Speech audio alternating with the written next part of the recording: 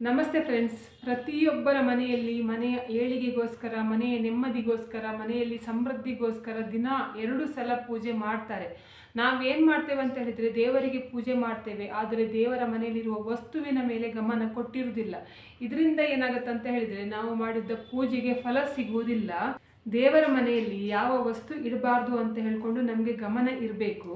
ನಮಗೆ ಆ ವಸ್ತು ಇಷ್ಟ, ಈ ವಸ್ತು ಇಷ್ಟ, ಅದು ದೇವರಿಗೆ ಕೂಡ ಇಷ್ಟ ಆಗ್ತದೆ ಅಂತ ಹೇಳ್ಕೊಂಡು ಬೇಕಾಬಿಟ್ಟಿ ಎಲ್ಲ ವಸ್ತುಗಳನ್ನು ತಂದು ನಾವು ದೇವರ ಮನೆಯಲ್ಲಿ ಇಟ್ಟರೆ ಏನಾಗುತ್ತೆ ಅಂತ ಹೇಳಿದರೆ ನಾವು ಮಾಡಿದ ಪೂಜೆಗೆ ಉಂಟಲ್ಲ ಫಲ ಸಿಗುವುದಿಲ್ಲ. ನೀವು ಎಷ್ಟೇ ಇದರಿಂದ ಪೂಜೆ ಮಾಡಿ, ಅಂದರೆ ಭಕ್ತಿಯಿಂದ ಪೂಜೆ ಮಾಡಿದರೂ ಕೂಡ ಫಲ ಸಿಗುವುದಿಲ್ಲ.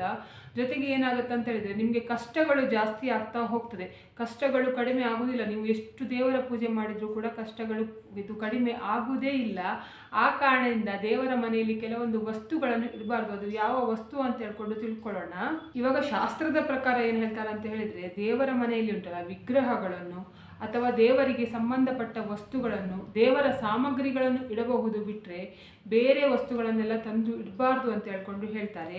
ತುಂಬ ಜನ ಕಮೆಂಟ್ ಮಾಡ್ತಾರೆ ಏನಂತ ಹೇಳಿದರೆ ದೇವರದ್ದು ಪೂಜೆ ಮಾಡಿದರೂ ಕೂಡ ನಮಗೆ ಫಲ ಸಿಗ್ತಾ ಇಲ್ಲ, ತುಂಬ ಕಷ್ಟಪಟ್ಟು ಪೂಜೆ ಮಾಡ್ತೇವೆ, ಬೆಳಿಗ್ಗೆ ಕೂಡ ಸಾಯಂಕಾಲ ಕೂಡ ಪೂಜೆ ಮಾಡ್ತೇವೆ, ಪ್ರತಿಯೊಂದು ಮಾಡಿದರೂ ಕೂಡ ನಮಗೆ ತೊಂದರೆ ಬರ್ತಾ ಉಂಟು, ಪೂಜೆ ಮಾಡಿದ ನಂತರ ನಮಗೆ ಒಳ್ಳೆದಂತೂ ಆಗಲೇ ಇಲ್ಲ, ನಾವು ಇವತ್ತು ಪೂಜೆ ಮಾಡಿದರೆ ಒಳ್ಳೆದಾಗ್ತದೆ ಅಂತ ಎಣಿಸ್ಕೊಂಡ್ರು ಕೂಡ ಪುನಃ ಒಂದು ದಿವಸಕ್ಕೆ ಒಳ್ಳೆದಾದಾಗೆ ಆಗಿ ಪುನಃ ಕಷ್ಟಗಳು ಜಾಸ್ತಿ ಆಗ್ತಾ ಉಂಟು ಅಂತ ಹೇಳ್ಕೊಂಡು ಹೇಳ್ತಾರಲ್ಲ, ಅದೆಲ್ಲ ಇದೇ ಕಾರಣಕ್ಕೆ.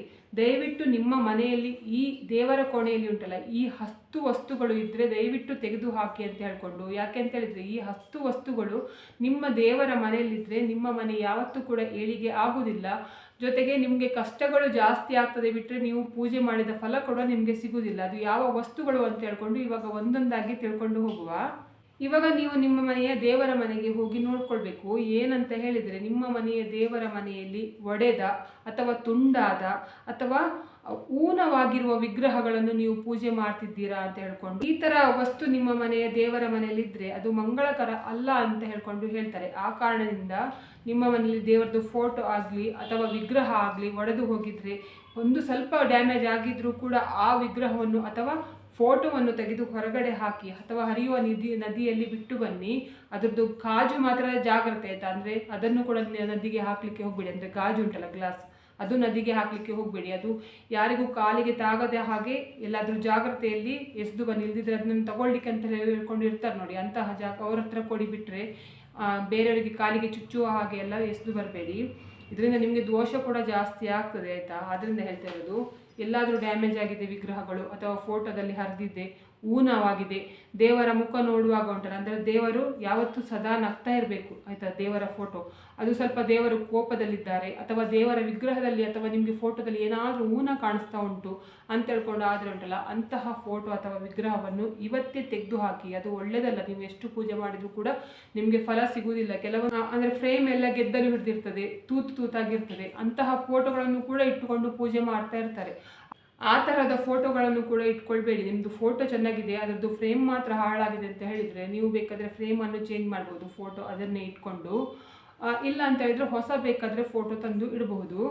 ಇವಾಗ ಎರಡನೇದು ಏನಂತ ಹೇಳಿದರೆ, ನಿಮ್ಮ ಮನೆಯಲ್ಲಿ ಗಣೇಶನ ಫೋಟೋ ಅಥವಾ ಗಣೇಶನ ವಿಗ್ರಹ ಇದ್ದರೆ ನೀವು ನೋಡ್ಕೊಳ್ಬೇಕು. ಏನಂತ ಹೇಳಿದರೆ 3ಕ್ಕಿಂತ ಜಾಸ್ತಿ ಗಣೇಶನ ವಿಗ್ರಹ ಅಥವಾ ಫೋಟೋ ಇರಬಾರ್ದು ಅಂತ ಹೇಳ್ಕೊಂಡು ಹೇಳ್ತಾರೆ. ಜೊತೆಗೆ ಬೆಸ ಸಂಖ್ಯೆಯಲ್ಲಿ ಕೂಡ ದೇವರದ್ದು ಗಣಪತಿದ್ದು ಫೋಟೋ ಅಥವಾ ಅಂದರೆ ವಿಗ್ರಹ ಕೂಡ ಇರಬಾರ್ದು ಅಂತ ಹೇಳ್ಕೊಂಡು ಹೇಳ್ತಾರೆ. ಬೆಸ ಸಂಖ್ಯೆ ಅಂತ ಹೇಳಿದರೆ ಗೊತ್ತುಂಟಲ್ಲ ನಿಮಗೆ, ಕೆಲವರಿಗೆ ಗೊತ್ತಿರುವುದಿಲ್ಲ, ಅವರಿಗೋಸ್ಕರ ನಾನು ಹೇಳ್ತೇನೆ. ಜೋಡಿ ಅಂತ ಹೇಳಿದರೆ ಬೆಸ ಸಂಖ್ಯೆ ಅಲ್ಲ, ಅದು ಸಮ ಸಂಖ್ಯೆ. ಜೋಡಿ ಅಂತ ಅಂದರೆ 2 ಒಟ್ಟಿಗೆ ಇದ್ದರೆ ಅದು ಇದು ಸಮ ಸಂಖ್ಯೆ. 2 ಜೋಡಿ ಆಗಿ ಇನ್ನೊಂದು ಬಿಟ್ಟು ಇದ್ದರೆ ಉಂಟಲ್ಲ, ಅದು ಬೆಸ ಸಂಖ್ಯೆ ಅಂತ ಹೇಳ್ಕೊಂಡು ಹೇಳ್ತಾರೆ. ಈಗ ಎಕ್ಸಾಂಪಲ್ ಹೇಳಬೇಕಾದ್ರೆ 2, 4, 6 ಅದೆಲ್ಲ ಸಮ ಸಂಖ್ಯೆ ಬರ್ತದೆ. 1, 3, 5 ಅದೆಲ್ಲ ಬೆಸ ಸಂಖ್ಯೆಗೆ ಬರ್ತದೆ. ಆ ತರಹದಲ್ಲಿ ಉಂಟಲ್ಲ, ಅಂದರೆ ನಿಮ್ಮ ಮನೆಯಲ್ಲಿ ದೇವರದ್ದು ಫೋಟೋ ಆದರೂ ಕೂಡ ಅಷ್ಟೇ ಅಥವಾ ದೇವರದ್ದು ವಿಗ್ರಹ ಆದರೂ ಕೂಡ ಅಷ್ಟೇ. ನೀವು ಲೆಕ್ಕ ಮಾಡಿಕೊಳ್ಳಿ, ನಿಮ್ಮ ಮನೆಯಲ್ಲಿ ಸಮ ಸಂಖ್ಯೆಯಲ್ಲಿ ಫೋಟೋ ಉಂಟಾ ಅಥವಾ ಬೆಸ ಸಂಖ್ಯೆಯಲ್ಲಿ ಫೋಟೋ ಉಂಟಾ. ಅಥವಾ ವಿಗ್ರಹಗಳು ಕೂಡ ಅಷ್ಟೇ ಸಮ ಸಂಖ್ಯೆಯಲ್ಲಿ ಉಂಟಾ ಬೆಸ ಸಂಖ್ಯೆಯಲ್ಲಿ ಉಂಟಾ ಅಂತ ಹೇಳ್ಕೊಂಡು ಚೆಕ್ ಮಾಡ್ಕೊಳ್ಳಿ. ಮತ್ತು ನೀವು ಹೋದ ಎಲ್ಲ ಕಡೆಯ ದೇವಸ್ಥಾನಕ್ಕೆ ಹೋದಲ್ಲೆಲ್ಲ ಒಂದೊಂದು ಫೋಟೋವನ್ನು ತಂದು ಮನೆಯಲ್ಲಿ ಇಟ್ಕೊಳ್ಳೋದು ಹಾಗೆ ಮಾಡಲಿಕ್ಕೆ ಕೂಡ ಹೋಗಬೇಡಿ ಆಯಿತಾ. ನಿಮ್ಮ ಕುಲದೇವರು, ನಿಮ್ಮ ಮನೆಯ ದೇವರು, ನಿಮ್ಮ ಇಷ್ಟ ದೇವರು, ಜೊತೆಗೆ ಗಣೇಶ, ಲಕ್ಷ್ಮೀ, ಸರಸ್ವತಿ ಮತ್ತು ನಿಮ್ಮ ಕುಲ ಕಸುಬಿಗೆ ಯಾವುದಾದ್ರೂ ದೇವರಿದ್ದರೆ ಅದು ಆ ಥರದ್ದು ಫೋಟೋ ಇಟ್ಟರೆ, ಲಕ್ಷ್ಮಿ ಇದ್ದ ಕಡೆಗೆ ನಾನು ಹೇಳ್ತೇನೆ ವಿಷ್ಣುವಿನ ಫೋಟೋ ಇರಲೇಬೇಕು ಅಂತ ಹೇಳ್ಕೊಂಡು ಅಂತಹ ಫೋಟೋಗಳನ್ನು ಬಿಟ್ಟರೆ ನೀವು ಎಲ್ಲ ಕಡೆ ಒಂದೊಂದು ಕ್ಷೇತ್ರಕ್ಕೆ ಹೋಗ್ತೀರ, ಅಲ್ಲೆಲ್ಲ ತಗೊಬಂದು ಎಲ್ಲ ಫೋಟೋವನ್ನು ತಂದು ಮನೆಯಲ್ಲಿ ಇಡಲಿಕ್ಕೆ ಹೋಗಬೇಡಿ. ಅದರಿಂದ ಕೂಡ ನಿಮ್ಮ ಮನೆಯಲ್ಲಿ ನೆಗೆಟಿವ್ ಎನರ್ಜಿ ಜಾಸ್ತಿ ಆಗ್ತದೆ ಆಯಿತಾ. ನಿಮಗೆ ಪಾಸಿಟಿವ್ ಎನರ್ಜಿ ಏನೂ ಕೂಡ ಬರುವುದಿಲ್ಲ, ಅದರಿಂದ ನೆಗೆಟಿವ್ ಎನರ್ಜಿ ಜಾಸ್ತಿ ಆಗ್ತದೆ, ನಿಮಗೆ ಕಷ್ಟಗಳು ಜಾಸ್ತಿ ಆಗ್ತಾ ಹೋಗ್ತದೆ. ಆ ಕಾರಣದಿಂದ ಇದೊಂದು ನೆನಪಿಟ್ಕೊಳ್ಳಿ, ಬೆಸ ಸಂಖ್ಯೆಯಲ್ಲಿ ಯಾವ ಕಾರಣಕ್ಕೂ ಕೂಡ ಫೋಟೋಗಳು, ವಿಗ್ರಹಗಳು ಇರಬಾರ್ದು. ಈ ಥರ ಇದ್ರೆ ಉಂಟಲ್ಲ ನಿಮ್ಮ ಅಂದರೆ ಕೆಲಸಕ್ಕೂ ಕೂಡ ಅಡೆತಡೆ ಬರ್ತದೆ ಅಂತ ಹೇಳ್ಕೊಂಡು ಹೇಳ್ತಾರೆ, ಮನೆಯಲ್ಲಿ ನೆಮ್ಮದಿ ಕೂಡ ಇರುವುದಿಲ್ಲ ಅಂತ ಹೇಳ್ಕೊಂಡು ಹೇಳ್ತಾರೆ, ಕಷ್ಟ ಕೂಡ ಜಾಸ್ತಿ ಆಗ್ತದೆ ಅಂತ ಹೇಳ್ಕೊಂಡು ಹೇಳ್ತಾರೆ. ಆದ್ದರಿಂದ ಇದನ್ನು ಒಂದು ನೆನಪಿಟ್ಕೊಳ್ಳಿ. ಇವಾಗ ಮೂರನೇದು ಏನಂತ ಹೇಳಿದರೆ, ಯಾವುದೇ ದೇವರಾಗಲಿ ಅಥವಾ ದೇವತೆಯಾಗಲಿ ಅವರ ರೌದ್ರ ರೂಪದ ಫೋಟೋ ಉಂಟಲ್ಲ, ಫೋಟೋ ಆಗಲಿ ವಿಗ್ರಹವಾಗಲಿ ಮನೆಯಲ್ಲಿ ಇಡಬಾರ್ದು ಅಂತ ಹೇಳ್ಕೊಂಡು ಹೇಳ್ತಾರೆ. ರೌದ್ರ ರೂಪ ಅಂತ ಹೇಳಿದ್ರೆ ನಿಮಗೆ ಗೊತ್ತುಂಟಲ್ಲ, ಕೋಪದಲ್ಲಿರುವ ರೂಪ. ಅಂತಹ ಫೋಟೋವನ್ನು ಯಾವ ಕಾರಣಕ್ಕೂ ಕೂಡ ಇಟ್ಟು ಪೂಜೆ ಮಾಡಲಿಕ್ಕೆ ಹೋಗಬೇಡಿ. ಇದರಿಂದ ನಿಮಗೆ ಏನಾಗುತ್ತೆ ಅಂತ ಹೇಳಿದರೆ ಮನೆಯಲ್ಲಿ ತೊಂದರೆ ಆಗ್ತದೆ, ಮತ್ತು ಮನೆಯಲ್ಲಿ ಅಶುಭಗಳು ನಡೀತದೆ ಅಂತ ಹೇಳ್ಕೊಂಡು ಹೇಳ್ತಾರೆ. ಇವಾಗ ನಾಲ್ಕನೇದು ಏನಂತ ಹೇಳಿದರೆ, ಕಾಳಿದೇವಿಯ, ಶನಿಯ ಮತ್ತು ಭೈರವನ ಮತ್ತು ನಿಂತಿರುವ ಲಕ್ಷ್ಮಿಯ ವಿಗ್ರಹ ಅಥವಾ ಫೋಟೋಗಳನ್ನು ಕೂಡ ಇಡಬಾರ್ದು ಅಂತ ಹೇಳ್ಕೊಂಡು ಹೇಳ್ತಾರೆ. ಕೆಲವರಿಗೆ ಏನಾಗುತ್ತೆ ಅಂತ ಹೇಳಿದರೆ, ನಿಮ್ಮ ಕುಲದೇವರು ಅಥವಾ ನಿಮ್ಮ ಮನೆ ದೇವರು ನಿಮ್ಮ ಇಷ್ಟ ದೇವರು ಆಗಿರ್ತಾರೆ, ಆದರೂ ಕೂಡ ಆ ಥರ ಇದ್ದರೂ ಕೂಡ ನೀವು ಏನು ಮಾಡಿ ಅಂತ ಹೇಳಿದರೆ, ಆ ದೇವರಿಗೆ ಅಂದರೆ ಆ ದೇವರ ಹೆಸರಿನಲ್ಲಿ ಒಂದು ಹೂವು ತೆಗೆದು ನೀವು ದೇವರ ಮನೆಯಲ್ಲಿ ಇಡಿಬಿಟ್ರೆ, ನೀವು ದೇವಸ್ಥಾನಕ್ಕೆ ಹೋಗಿ ಅದನ್ನು ಪೂಜೆ ಮಾಡುವುದು ಒಳ್ಳೆಯದು ಅಂತ ಹೇಳ್ಕೊಂಡು. ಯಾಕಂತ ಹೇಳಿದರೆ ಕೆಲವರಿಗೆ ಮನೆ ದೇವರು ಆಗಿರ್ತಾರೆ, ಅವರಿಗೆ ಫೋಟೋ ಇಟ್ಟು ಪೂಜೆ ಮಾಡಲೇಬೇಕಾಗ್ತದೆ ಆಯಿತಾ, ಅಥವಾ ಫೋಟೋ ಇಡಲೇಬೇಕಾಗ್ತದೆ ಆಯಿತಾ. ನಿಮಗೆ ಒಂದು ವೇಳೆ ನಿಮ್ಮ ಮನೆಯ ದೇವರು ಅಥವಾ ಕುಲದೇವರು ಅದಾಗಿದ್ದು ನಿಮಗೆ ಅದರಿಂದ ಏನೂ ತೊಂದರೆ ಆಗಲಿಲ್ಲ, ನಿಮ್ಮ ಮನೆಗೆ ಏನೂ ಸಮಸ್ಯೆ ಆಗಲಿಲ್ಲ, ನಿಮ್ಮ ಮನೆಗೆ ಏನೂ ಕಿರಿಕಿರಿ ಆಗಲಿಲ್ಲ, ಹಣದ ಇದು ಪ್ರಾಬ್ಲಮ್ ಆಗಲಿಲ್ಲ, ಏನು ತೊಂದರೆ ಇಲ್ಲ ಅಂತ ಹೇಳಿದರೆ ನೀವು ಆರಾಮಾಗಿ ಪೂಜೆ ಮಾಡಿ. ಒಂದು ವೇಳೆ ಏನಾದರೂ ತೊಂದರೆ ಆಗ್ತಾ ಇದೆ ಅಂತ ಹೇಳ್ಕೊಂಡಾದರೆ ಆದಷ್ಟು ನೀವು ಆ ದೇವಸ್ಥಾನಕ್ಕೆ ವಾರಕ್ಕೆ ಒಮ್ಮೆ ಹೋಗಿ ಬಂದರೂ ಕೂಡ ಪರವಾಗಿಲ್ಲ. ದೂರದಲ್ಲಿದೆ ಅಂತ ಹೇಳಿದರೆ ತಿಂಗಳಿಗೆ ಒಮ್ಮೆ ಅಥವಾ ವರ್ಷಕ್ಕೆ ಒಮ್ಮೆ ಆದರೂ ಹೋಗಿ ಬನ್ನಿ. ಬಿಟ್ಟು ಅಂತಹ ದೇವರನ್ನು ಮನೆಯಲ್ಲಿ ಇಟ್ಟು ಪೂಜೆ ಮಾಡಲಿಕ್ಕೆ ಹೋಗಬೇಡಿ. ತೊಂದರೆ ಇದ್ದರೆ ಮಾತ್ರ, ತೊಂದರೆ ಇಲ್ಲ ಅಂತ ಹೇಳಿದರೆ ಪೂಜೆ ಮಾಡಿ. ಆದರೆ ಶನಿಯ ವಿಗ್ರಹ ಮತ್ತು ಕಾಳಿದೇವಿದು ವಿಗ್ರಹ ಮತ್ತು ನಿಂತಿರುವ ಲಕ್ಷ್ಮಿದು ಉಂಟಲ್ಲ, ಯಾವ ಕಾರಣಕ್ಕೂ ಕೂಡ ಇಡಲಿಕ್ಕೆ ಹೋಗಬೇಡಿ. ಇದರಿಂದ ನಿಮಗೆ ದರಿದ್ರ ಜಾಸ್ತಿ ಆಗ್ತದೆ. ನಿಂತಿರುವ ಲಕ್ಷ್ಮಿ ಯಾಕಂತ ಹೇಳಿದರೆ ಮಹಾಲಕ್ಷ್ಮಿ ಚಂಚಲೆ ಅಂತ ಹೇಳ್ಕೊಂಡು ಹೇಳ್ತಾರೆ, ಮನೆಯಿಂದ ಯಾವಾಗ ಬೇಕಾದರೂ ಹೊರಗಡೆ ಹೋಗ್ಬೋದು. ಆ ಕಾರಣಕ್ಕೆ ನೀವು ತಾವರೆ ಹೂವಿನಲ್ಲಿ ಕೂತಿರುವ ಮಹಾಲಕ್ಷ್ಮಿಯ ಫೋಟೋವನ್ನು ಪೂಜೆ ಮಾಡಿಬಿಟ್ರೆ, ನಿಂತಿರುವ ಮಹಾಲಕ್ಷ್ಮಿ ಫೋಟೋವನ್ನು ಯಾವ ಕಾರಣಕ್ಕೂ ಕೂಡ ಪೂಜೆ ಮಾಡಲಿಕ್ಕೆ ಹೋಗಬೇಡಿ, ಅದು ಮನೆಗೆ ಒಳ್ಳೆಯದಾಗುವುದಿಲ್ಲ. ಇವಾಗ ಐದನೇದು ಏನಂತ ಹೇಳಿದರೆ, ಕೆಲವರ ಮನೆಯಲ್ಲಿ ಶಂಖವನ್ನು ಇಟ್ಟು ಪೂಜೆ ಮಾಡುವ ಅಭ್ಯಾಸ ಇರ್ತದೆ. ಇಲ್ಲಿ ದೇವರ ಮನೆಯಲ್ಲಿ ಶಂಖ ಇರ್ತದೆ. ನೀವು ಶಂಖ ಇಡುವವರು ಏನು ಮಾಡಬೇಕು ಅಂತ ಹೇಳಿದರೆ, ನೆನಪಿಟ್ಕೊಳ್ಬೇಕು ಏನಂತ ಹೇಳಿದರೆ, ಒಂದಕ್ಕಿಂತ ಜಾಸ್ತಿ ಶಂಖ ದೇವರ ಮನೆಯಲ್ಲಿ ಇರಬಾರ್ದು ಅಂತ ಹೇಳ್ಕೊಂಡು ಹೇಳ್ತಾರೆ. ಒಂದಕ್ಕಿಂತ ಜಾಸ್ತಿ ಶಂಖ ನಿಮ್ಮ ದೇವರ ಮನೆಯಲ್ಲಿ ಇದ್ದರೆ ಏನಾಗುತ್ತೆ ಅಂತ ಹೇಳಿದರೆ ಅದು ಅಶುಭ ಎಂದು ಪರಿಗಣಿಸಲಾಗುತ್ತದೆ ಅಂತ ಹೇಳ್ಕೊಂಡು ಹೇಳ್ತಾರೆ. ಹಾಗೆ ಒಡೆದಿರುವ ಶಂಖ ಕೂಡ ನಿಮ್ಮ ದೇವರ ಮನೆಯಲ್ಲಿ ಇರಬಾರ್ದು ಅಂತ ಹೇಳ್ಕೊಂಡು ಹೇಳ್ತಾರೆ. ಒಂದು ವೇಳೆ ನಿಮ್ಮ ಮನೆಯಲ್ಲಿ ಒಂದಕ್ಕಿಂತ ಜಾಸ್ತಿ ಶಂಖ ಉಂಟು ಅಥವಾ ಒಡೆದಿರುವ ಶಂಖ ಉಂಟು ಅಂತ ಹೇಳ್ಕೊಂಡಾದರೆ ಅದನ್ನು ಹರಿಯುವ ನದಿಯಲ್ಲಿ ಬಿಟ್ಟು ಬನ್ನಿ. ಅದು ಹಾಗೆ ಇಟ್ಕೊಂಡು ಪೂಜೆ ಎಲ್ಲ ಮಾಡಲಿಕ್ಕೆ ಹೋಗಬೇಡಿ, ನಿಮಗೆ ಮನೆಗೆ ಕಷ್ಟ ಆಗ್ತದೆ, ಬಿಟ್ಟರೆ ಅದರಿಂದ ಒಳ್ಳೆಯದಾಗೋದಿಲ್ಲ. ಇವಾಗ ಆರನೇದು ಏನಂತ ಹೇಳಿದರೆ, ತುಂಬ ಜನ ಈ ತಪ್ಪು ಮಾಡ್ತಾರೆ ಆಯಿತಾ. ಅದು ಏನಂತ ಹೇಳಿದರೆ, ದೇವರದ್ದು ಧಾರ್ಮಿಕ ಬುಕ್ಕುಗಳೆಲ್ಲ ಬರ್ತದೆ, ಅಂದರೆ ಪುಸ್ತಕಗಳು ಬರ್ತದೆ. ಅದು ಭಜನೆದಾಗಿರಲಿ ಅಥವಾ ಸ್ತೋತ್ರ ಆಗಿರಲಿ, ಮಂತ್ರ ಆಗಿರಲಿ, ಯಾವ ಬುಕ್ ಆದರೂ ಆಗಿರಲಿ, ಅಂದರೆ ಯಾವ ಪುಸ್ತಕ ಬೇಕಾದರೂ ಆಗಿರಲಿ, ಅದು ಒಂದು ವೇಳೆ ಹರಿದು ಹೋಗಿದರೆ ಅಥವಾ ಗಲೀಜಾಗಿದ್ದರೆ ಉಂಟಲ್ಲ, ದಯವಿಟ್ಟು ಅದನ್ನು ನೀವು ದೇವರ ಮನೆಯಲ್ಲಿ ಇಡಲಿಕ್ಕೆ ಹೋಗಬೇಡಿ. ಅದನ್ನು ಏನು ಮಾಡಿ ಅಂತ ಹೇಳಿದರೆ, ಯಾವುದಾದ್ರೂ ನದಿಗೆ ಬಿಟ್ಟು ಬನ್ನಿ ಅಥವಾ ಎಲ್ಲಾದರೂ ಮರದ ಕೆಳಗೆ ಇಟ್ಟು ಬರ್ಬೋದು. ಬುಕ್ ಏನಾಗೋದಿಲ್ಲ ಆಯಿತಾ, ಬುಕ್ ಅದರಿಂದ ಯಾರಿಗೂ ಕೂಡ ಸಮಸ್ಯೆ ಆಗೋದಿಲ್ಲ, ಅದು ಮಣ್ಣಲ್ಲಿ ಕೊಳೆತು ಹೋಗ್ತದಲ್ಲ, ಆ ಕಾರಣದಿಂದ. ಮತ್ತು ಯಾರಿಗೂ ಕಾಲು ತುಳಿಯುವ ಜಾಗದಲ್ಲೆಲ್ಲ ಹಾಕಲಿಕ್ಕೆ ಹೋಗಬೇಡಿ. ಅದ್ರ ಬದಲಿಗೆ ಏನು ಮಾಡಿ ಅಂತ ಹೇಳಿದರೆ, ಹೊಸ ಬುಕ್ಕುಗಳನ್ನು ತಂದು ಇಡಿ ಆಯಿತಾ ಮನೆಯಲ್ಲಿ, ಅಂದರೆ ದೇವರ ಮನೆಯಲ್ಲಿ ಹೊಸ ಬುಕ್ಕನ್ನು ತಂದು ಇಡಿ.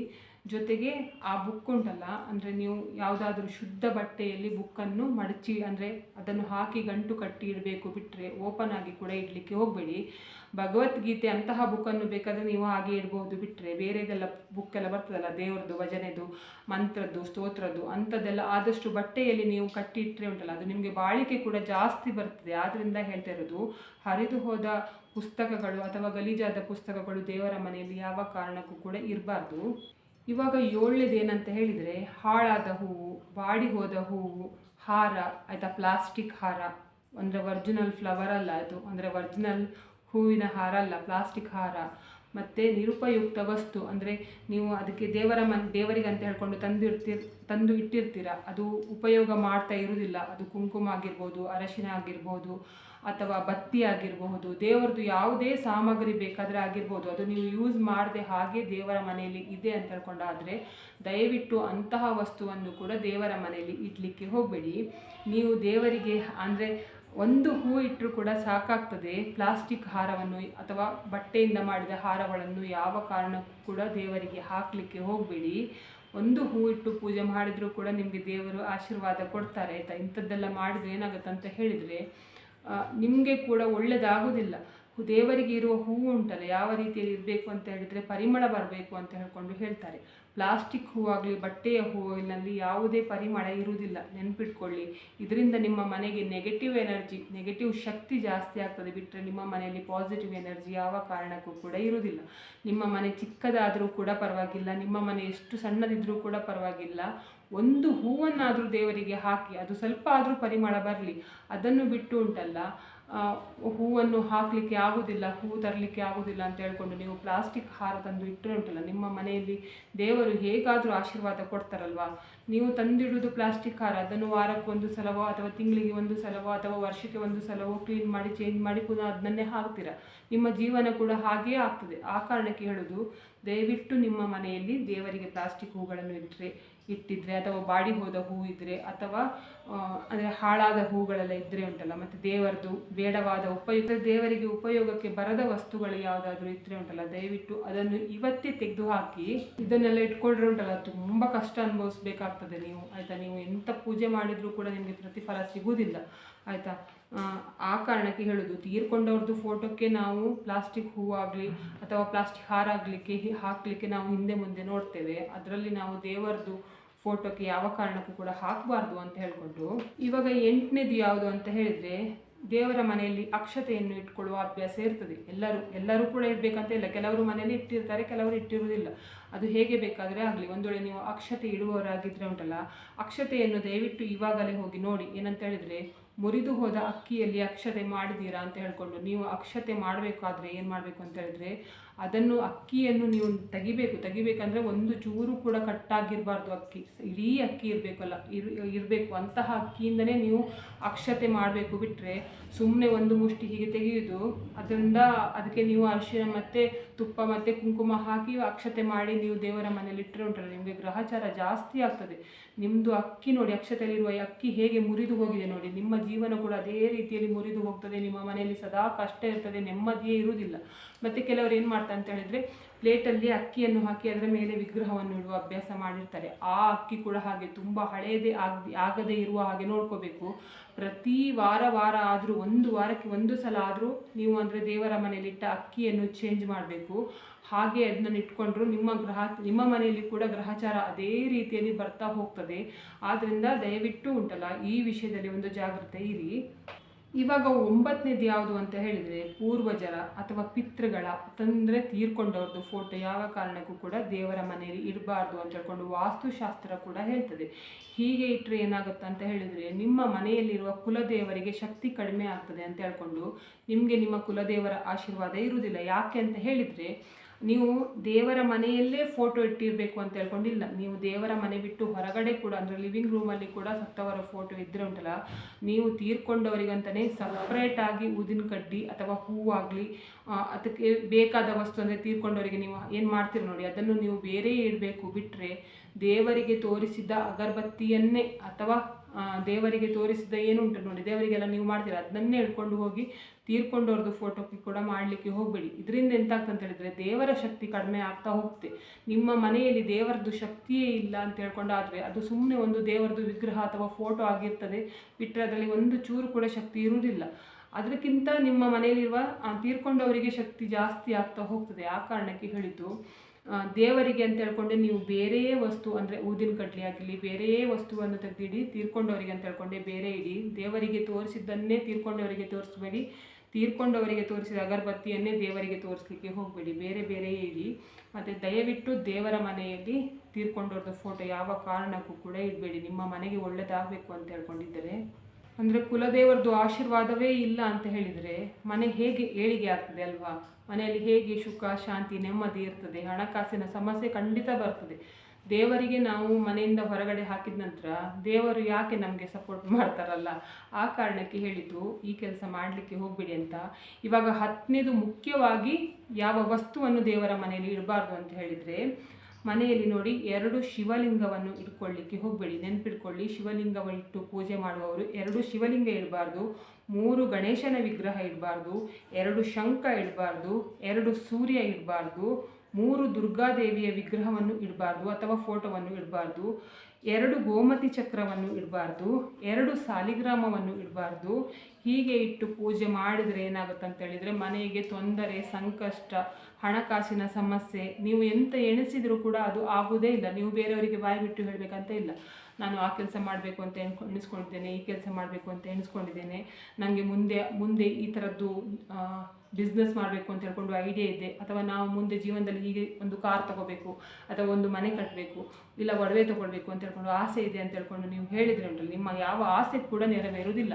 ಮತ್ತು ನಿಮಗೆ ಯಾವುದಾದ್ರೂ ವಸ್ತುಗಳನ್ನು ತಗೊಳ್ಳಿಕ್ಕೆ ಇಷ್ಟ ಇದ್ದರೆ ಅಥವಾ ಯಾವುದೋ ಕೆಲಸವನ್ನು ಮುಂದೆ ಮಾಡಬೇಕು ಅಂತ ಹೇಳ್ಕೊಂಡು ಮನಸ್ಸಿದೆ, ಅದು ಗುಪ್ತವಾಗಿರಲಿ, ನಿಮಗೆ ಮಾತ್ರ ಗೊತ್ತಿರಲಿ, ಬಿಟ್ಟರೆ ಎಲ್ಲರ ಹತ್ರ, ನಿಮ್ಮದು ರಿಲೇಟಿವ್ಸ್ ಆಗಿರಲಿ, ನಿಮ್ಮ ಹತ್ತಿರದವರಾಗಲಿ, ಯಾರ ಹತ್ರ ಕೂಡ ಹೇಳಲಿಕ್ಕೆ ಹೋಗಬೇಡಿ. ಯಾಕಂತ ಹೇಳಿದರೆ ಅದನ್ನು ಹೇಳಿದರೆ ಆ ಕೆಲಸ ನಿಮ್ಮದು ನಡೆಯುವುದೇ ಇಲ್ಲ, 100% ನಡೆಯುವುದಿಲ್ಲ. ನೀವು ಇವಾಗ ಕಾರ್ ತಗೋಬೇಕು ಅಂತ ಯಾರ ಹತ್ರನೂ ಹೋಗಿ ನಿಮ್ಮದು ರಿಲೇಟಿವ್ಸ್ ಆಗಲಿ, ನಿಮ್ಮದು ಯಾರ ಹತ್ರ ನಿಮ್ಮ ಹತ್ತಿರದವರು ಫ್ರೆಂಡ್ಸ್ಗಳ ಹತ್ರ ಹೇಳಿದರೆ ಅಂದರೆ ಅವರು ಆಗಬಾರ್ದು ಅಂತ ಹೇಳ್ಕೊಂಡು ಒಂದು ಸಲ ಮನಸ್ಸಲ್ಲಿ ಎಣಿಸ್ಕೊಂಡ್ರೆ ನಿಮಗೆ ಅದು ಕಾರ್ ತೊಗೊಳ್ಳಿಕ್ಕೆ ಆಗೋದೇ ಇಲ್ಲ. ಬೇಕಾದರೆ ನೀವು ಒಂದು ಸಲ ಮಾಡಿ ನೋಡಿ, ನಿಮ್ಗೆ ಎಂತಾದರೂ ಒಂದು ತೊಗೊಳ್ಳಿಕ್ಕೆ ಇಷ್ಟ ಉಂಟು, ನೀವು ತೊಗೊಳ್ಳೋಕ್ಕಿಂತ ಮುಂಚೆಯೇ ಹೋಗಿ ನಿಮ್ಮದು ಯಾರ ಹತ್ರನೂ ಹೋಗಿ ಹೇಳಿದರೆ ಅಂತ ಹೇಳಿದರೆ ಅದು ವಸ್ತು ತೊಗೊಳ್ಳಿಕ್ಕೆ ಆಗೋದಿಲ್ಲ. ಅದ್ರ ಬದಲು ನೀವೇನು ಮಾಡಿ ಅಂತ ಹೇಳಿದರೆ, ತೊಗೊಂಡು ನಂತರನೇ ನೀವು ಹೇಳಿ, ಸ್ವೀಟ್ ತೊಗೊಂಡು ಹೋಗಿ ನಾನು ಇಂಥ ವಸ್ತು ತೊಗೊಂಡಿದ್ದೇನೆ ಅಂತ ಹೇಳ್ಕೊಂಡು ಸ್ವೀಟ್ ತೊಗೊಂಡೇ ಹೋಗಿ ಅವರಿಗೆ ಕೊಡಿ. ಅದ್ರ ಬದಲು ಮುಂಚೆಯೇ ಹೇಳಲಿಕ್ಕೆ ಹೋಗಬೇಡಿ. ಯಾವ ಕೆಲಸ ಕೂಡ ಆಗೋದಿಲ್ಲ, ನಿಮ್ಮ ಕೆಲಸಕ್ಕೆ ಅದೆಲ್ಲ ವಿಘ್ನ ಬರುತ್ತೆ. ನೋಡಿದ್ರಲ್ಲ, ಇವತ್ತಿನ ವಿಡಿಯೋದಲ್ಲಿ ನಾನು ದೇವರ ಮನೆಯಲ್ಲಿ ಯಾವ ವಸ್ತುವನ್ನು ಇಡಬಾರ್ದು ಅಂತ ಹೇಳ್ಕೊಂಡು ಹೇಳಿದ್ದೇನೆ. ಇವತ್ತಿನ ವಿಡಿಯೋ ನಿಮಗೆ ಇಷ್ಟ ಆದರೆ ಪ್ಲೀಸ್ ಈ ವಿಡಿಯೋಕ್ಕೆ ಲೈಕ್ ಮಾಡಿ, ಆದಷ್ಟು ಜನರಿಗೆ ವಿಡಿಯೋವನ್ನು ಶೇರ್ ಮಾಡಿ, ಕಮೆಂಟ್ ಮಾಡಿ, ನನ್ನ ಚಾನಲ್ಗೆ ಸಬ್ಸ್ಕ್ರೈಬ್ ಆಗಿ. ನನ್ನ ಚಾನಲ್ಗೆ ಸಬ್ಸ್ಕ್ರೈಬ್ ಆದರೆ ನನಗೆ ಒಂದು ಸಪೋರ್ಟ್ ಸಿಕ್ಕಿದ ಹಾಗೆ ಆಗ್ತದೆ, ಮತ್ತು ನಾನು ಹೀಗೆ ಒಳ್ಳೆ ವಿಡಿಯೋನ ನಿಮ್ಮ ಜೊತೆಗೆ ಶೇರ್ ಮಾಡ್ತೇನೆ. ಇವತ್ತಿನ ವಿಡಿಯೋ ಯಾರೆಲ್ಲ ನೋಡಿದ್ದೀರಾ ಅಥವಾ ನೋಡಲಿಲ್ಲ, ಎಲ್ಲರಿಗೂ ಕೂಡ ಒಳ್ಳೆಯದಾಗಲಿ ಅಂತ ನಾನು ಕೂಡ ದೇವರಲ್ಲಿ ಬೇಡ್ಕೊತಿದ್ದೇನೆ. ಎಲ್ಲರಿಗೂ ಒಳ್ಳೆಯದಾಗಲಿ.